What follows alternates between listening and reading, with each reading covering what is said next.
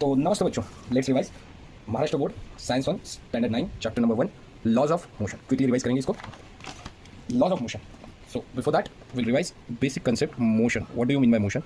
If any object change its position with respect to surrounding. If any object change its position. Any object changes position with respect to surrounding, we'll call that object is in motion. Second, time is a very important phenomena in this regard. Means to sum up the entire definition, we can say a body is said to be in motion if it changes its position with respect to its surrounding at rest otherwise. Right? Means a body is said to be in motion if it changes its position with respect to time as well as with respect to surrounding. Let's revise the second important concept, that is distance. Now, distance, what do you mean by distance? Distance is the actual length. It is actual length of path followed by an object. It is actual length of the path followed by an object. That is, if object moves from position A to position B, the actual length of the path followed by the object. Now, in case number one, the object travels from path A to path B in this direction only. In case number 2, the object travels anyhow distance regardless of the direction to path number 2.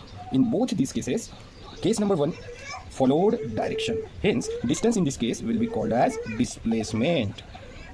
While the case number 2, where the object travels from point number A to point number B regardless or without reference of direction, then this case is called as distance.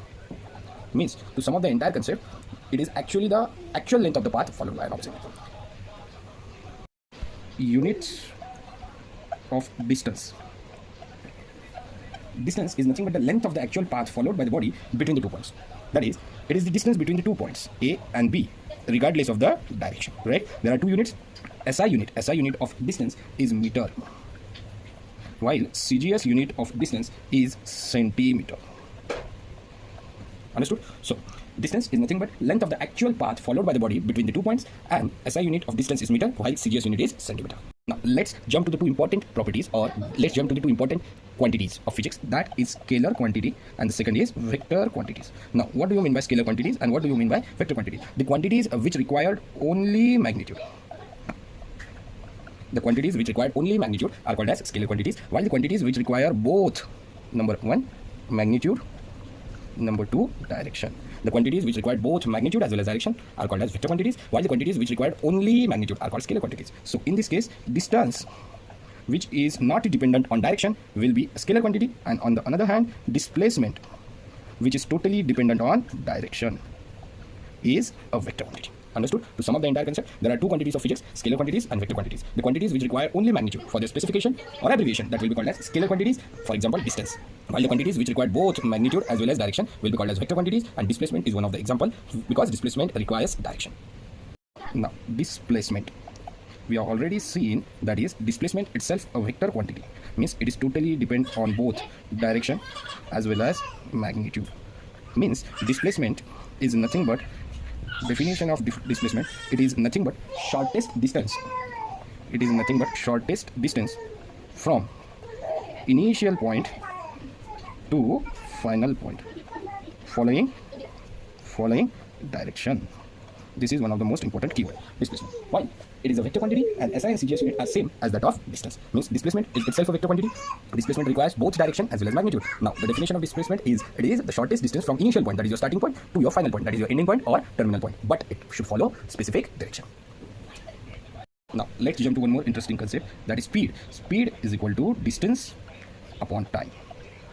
That is distance. What is the unit of distance? Distance unit is meter, and that of time is second. So, unit of speed becomes meter per second. Similarly, velocity will be equal to displacement upon time. Unit of displacement is similar to that of distance, which is meter, and time is second. So, unit of velocity is also meter per second. Hence, we can say speed is a scalar quantity and velocity is vector quantity. Let's tackle one more important concept, that is your acceleration. Acceleration is nothing but rate of change of velocity. Rate of change of velocity. That is, A is equal to rate of change of velocity with respect to time. That is change in velocity, which is final velocity minus initial velocity upon time. So, unit of acceleration is velocity, change in velocity, that is unit of velocity is meter per second upon unit of time is second. So, final unit of acceleration becomes meter per second square.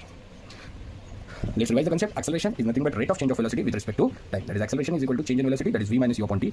Change in velocity unit meter per second, and time, that of second. Meter per second square is the unit of acceleration. Now there is one more important concept: negative acceleration. Acceleration can be again classified into positive acceleration or negative acceleration. While negative acceleration is called as retardation. Negative acceleration is called as retardation, or it is called as deacceleration.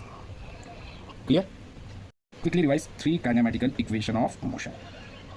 There are three kinematical equation of motion. S is equal to ut plus half at square. This is second kinematical equation. Third is v square is equal to u square plus 2as. This is third kinematical equation. While the first is v is equal to u plus at. This is first kinematical equation. Right? These are the equations of motion where s is distance or displacement, u is initial velocity, t is time, v is final velocity, and a is acceleration. Right? So there are three kinematical equation of motion. First, v is equal to u plus at. Second, s is equal to ut plus half at square. And third is v square is equal to u square plus 2as. Quickly revise one more concept, that is momentum. Momentum is nothing but product of mass into velocity.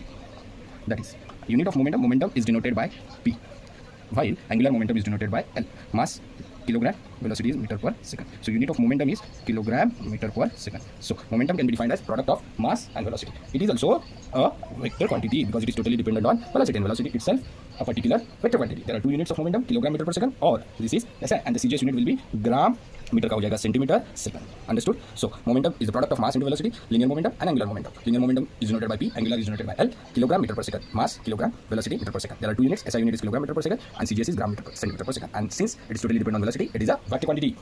Quickly revise one more concept: force. Force is nothing but product of mass into acceleration. That is, it is also a vector quantity since it is dependent on acceleration. And the SI unit of force is Newton. SI unit of force is Newton, and CGS unit of force is Dyne. There is a relationship factor between them, that is 1 Newton equal to 1 kilogram meter per second square, and 1 Dyne equal to 1 gram centimeter per second square.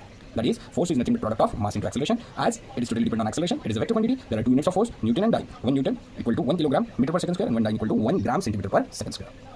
Most important concept is law of conservation of momentum. Means the statement for the law will be, if there is no external force acting on the body, force is absent, then total momentum of the body before collision and after collision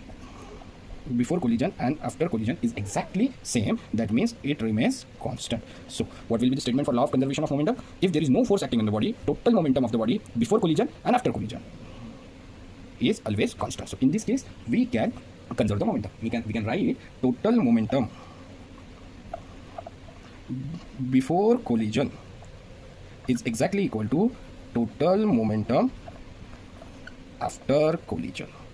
That is, law of conservation of momentum tells you, if there is no force acting on the body पे कोई भी force acting नहीं है, then collision happens, means A object strikes with the B. Then in this case, total momentum of the body is conserved, that is mass multiplied by velocity. m1v1 is exactly equal to m2v2.